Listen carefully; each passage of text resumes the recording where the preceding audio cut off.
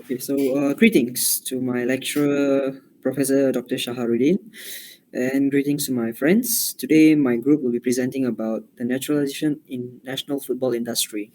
So we are from Group 1. These are our group members, Chen Shiyu, Gayatri, and myself, Hashwin. So these are the table of contents as per the presentation. The first two parts will be presented by Gayatri, and then the framework model will be presented by me, and then the conclusion will be presented by Chen Shiyu. So I'll just give away to Gayatri.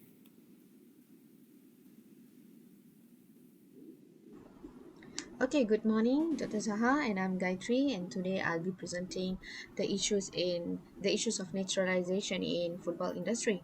So we have chosen football sports because it has dedicated fan base that spans the globe, market it on of the world's most popular and widely played sports.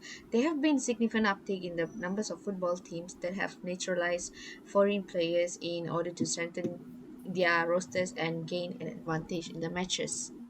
Okay, so what is the issue in this is have found that in last World Cup, which is 2022, almost 16%, 16% of players cross borders to pursue their sports, shining an even stronger spotlight on the dynamics of immigration and international sports. This trend has not only changed the face of football, but also led to a variety of social, cultural, and economic implications. To know more about this subject or issue, we have interviewed Dr. Subra, which is a well-known FIFA registered officer and also an icon in the world of football.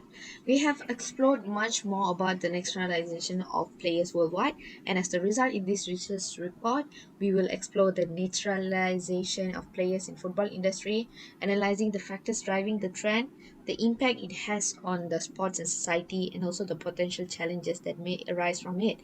So, before going any further, I would like to define what is naturalization, which is where the foreign players can become citizens so that they can officially represent their newly adopted country in international competitions.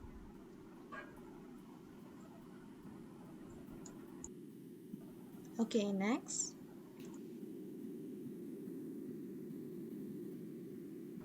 Okay, so talk about the national football industry. The topic of naturalization within the national football industry has garnered noteworthy scrutiny in contemporary times. The act of naturalization foreign players has been a subject of controversy, with proponents asserting that it enhanced the competitiveness of both the national and the league, while opponents contended that it hinders the growth of domestic talent and gives rise to ethical issues. Okay, to take an example of what is happening in Malaysia of the national football industry is, we all know there are many Malaysians who are still fighting for their own citizenship despite being on born in country. While foreign players are granted citizenships easily in order to play for their teams and clubs in Malaysia. So, for example, like Lee Tag, who was born in England, and Mohamed El, who was born in Gambia, and Matthew, who was born in Australia, and also Lidron Kresnik, who was born in other countries, they are able to represent Malaysia for playing football. So yeah, coming back to the issue where players are naturalized easily, giving them a green light to play for their states and their clubs. So what is the intended communication that you are attempting to convey? Is it fair to assume that foreign players are superior to us? This was stated by Dr. Subramaniam as per in our last interview. We all know that Malaysia has a population of 30 million, and compared to Iceland, who has about around 300,000. But then, yet, coming back to the topic, we are just minnows in the world of football, ranking way far beyond compared to Iceland itself in FIFA's world ranking. So, yeah, as for the affirmation scenario has been true, the national team would not have been eligible to participate in the Olympic Games of 1972 and 80. Although football, as I said, is the most popular sports in the nation itself, having more than 30 million people in international level, but we are still minnows compared to Iceland, which has the ranking of 74 places ahead of Malaysia. So this is our former Olympic team actually. So yeah, the countries that have failed previously before: Qatar, Philippines, Oman, and Singapore. These are the countries which practice naturalizing players actually, since they do not have top class players readily available. And although this move has been proven to be not viable long term, but then still our country has a stubborn view on changing it.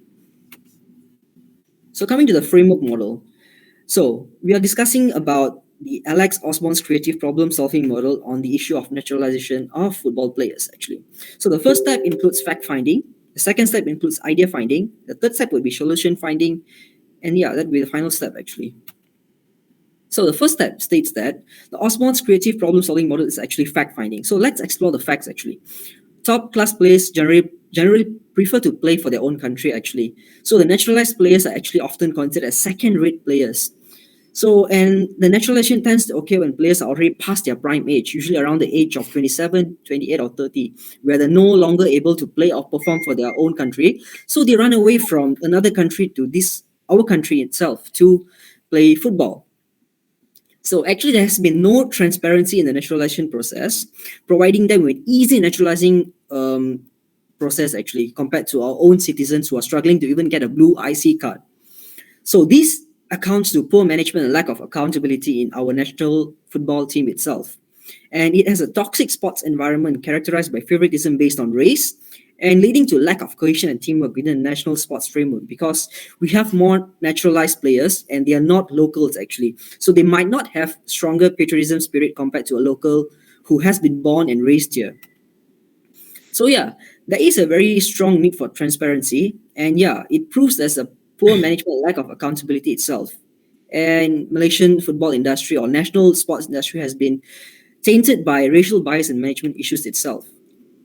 So coming to the idea finding, the second step of Osborne's creative model is idea finding itself. We have to promote grassroots talent development to make sure that the National Football Association has more wider view or selection of players from diverse backgrounds. And enhancing coaching and training programs actually is also important, because the government should look into improving the quality and accessibility of coaching across the countries itself. So yeah, addressing racial bias and favoritism should be implemented to ensure that it does not happen in sports actually. Sports is where a place where diverse ethnics and people who come together to play for our country. So yeah, it's important to have an inclusive and supportive environment which promotes teamwork and diversity as well as mutual respect. So yeah, we have to encourage the idea of patriotism and national pride. So this would be important as it would mitigate racial bias and favoritism in sports administration. And well, we also have to collaborate with successful football nations and learn from countries such as Japan, Korea, and other countries. Japan, we all know that in the last Olympics, they made it up to the quarterfinals by beating top countries. So, what is the difference? Although they are Asians and we are Asians as well. So, yeah, that is an important point that we have to take note of. Well, the last step, solution finding. So yeah, we have to have a comprehensive national talent development program, as this program would provide equal opportunities and resources for talent development across the country itself. And well, we also have to have a merit-based selection process, as the National Sports Council and sports governing body should also design a transparent and merit-based selection process for the national and state team.